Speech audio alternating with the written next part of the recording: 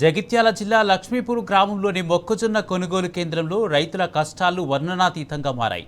గత 25 రోజులుగా పంట తీసుకొచ్చి కొనుగోలు కేంద్రంలో పడిగాపులు కాస్తున్నా ఇప్పటికీ కొనుగోలు ప్రారంభం కాలేదు.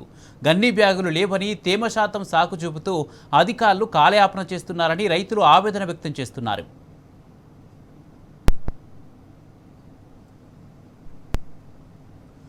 కొనుగోలు కేంద్రాన్ని మాజీ జెడ్పీ చైర్పర్సన్ దావా వసంత పరిశీలించి రైతుల సమస్యలను అడిగి తెలుసుకున్నారు. 25 రోజులుగా రైతులు ఇక్కడే ఉండి రాత్రింబవళ్లు కాపలా కాస్తున్నారని, అయినా ప్రభుత్వం పట్టించుకోవడం లేదని ఆమె మండిపడ్డారు.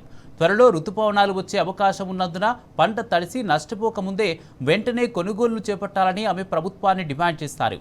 ఒక్క వర్షం పడితే 25 రోజుల కష్టం, లక్షల రూపాయల పంట నీల్పాలవుతుందని రైతులు కన్నీళ్లు పెడుతున్నారు. వెంటనే కొనుగోళ్లు ప్రారంభించి రైతులను ఆదుకోవాలని కోరుతున్నారు. వారు కూడా ఒక్కటే సెంటర్ పెట్టడం వల్ల ప్రభుత్వ నిర్లక్ష్యం వల్ల ఒక లక్ష్మీపూర్ గ్రామానికే సెంటర్ ఇవ్వడం వల్ల వేరే ఊరు నుంచి ఇక్కడికి మక్కలు తరలించి గత 15 రోజులుగా వరదొచ్చినా వానొచ్చినా కప్పుకుంటా చేసుకుంటా ఇక్కడ తిరగాల్సి వచ్చింది. ఈ ప్రభుత్వం చిత్తశుద్ధి సోయి ఉంటే ఒక 10 ఊర్లకు 5 ఊర్లకు ఒక సెంటర్ పెడితే ఈ రైతులకు ఇంత ఇబ్బంది ఉండకపోతుండే. ఇప్పుడు లక్ష్మీపూర్ గ్రామానికి మాకు సాన్నిహితంగా రైతులు మంచిగా కలిసి ఉండేటోళ్ళం.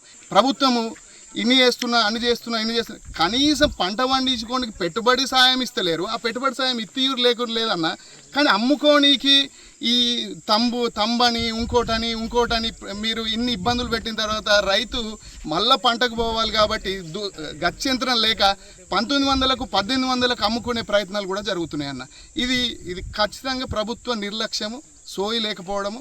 ఇక్కడున్న స్థానికంగా ఉన్న ప్రజాప్రతినిధులు కూడా స్పందించి దీని మీద చర్యలు తీసుకోవాలి.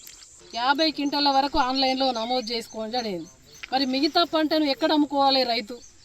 ఇలా రైతు కేంద్రంగా నడిపిస్తాం, రైతు భరోసా ఇస్తాం, రైతును గొప్పగా వేస్తాం, కేసీఆర్ కన్నా గొప్పగా వేస్తామని చెప్పేసి మాటలు పలికిండు కదా ఇలా రేవంత్ రెడ్డి. రైతు అరిగోస పడుతుండు. ఇక్కడ ఉన్నటువంటి ఎమ్మెల్యేకు సోయి లేదు, అక్కడ ఉన్నటువంటి ముఖ్యమంత్రికి సోయి లేదు, మంత్రులకు సోయి లేదు.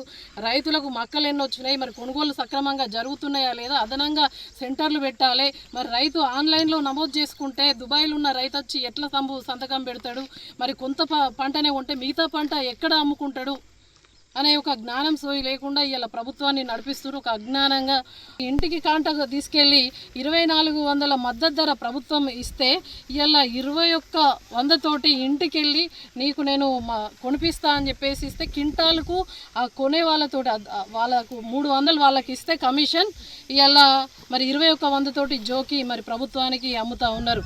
మళ్ళీ నువ్వు ఇంకా అన్ని పంటలకు బోనస్ అంటే ఆ బోనస్ దిక్కులేదు, చక్కగా కొనమంటే అది లేకపోయి ఇవాళ 2100 మధ్యలో ఉన్నటువంటి ఈ బోకర్ల ద్వారా ఈ దంద చేయడం నిజంగా కూడా చాలా బాధాకరం. ఇది అరికట్టాలని చెప్పేసి జిల్లా యంత్రాంగం దీని పట్ల స్పందించి ఈ మొక్కల కొనుగోలు వెంటనే త్వరితగతిన స్పీడప్ చేయాలి. ఎందుకంటే ఈ సంవత్సరం తొందరగా ఋతుపవనాలు వచ్చే అవకాశం ఉన్నది కాబట్టి అకాల వర్షాలు వస్తే రైతుకు తీవ్రంగా నష్టం జరుగుతుంది. కాబట్టి మరి త్వరితగతిన ఆ గన్ని బ్యాగులు కావచ్చు, లారీలు కావచ్చు, సెంటర్ల దగ్గర మరి సరైన మౌలిక వసతులు కల్పించి తొందర ఈ మొక్కల కొనుగోలు సెంటర్లు కావచ్చు, వడ్లు కావచ్చు తొందరగా మరి కొనుగోలు వేగవంతం చేయాలని చెప్పేసి జిల్లా కలెక్టర్ గారికి ఇక్కడ నుంచి మా లక్ష్మీపూర్ గ్రామం నుంచి విజ్ఞప్తి చేస్తాం.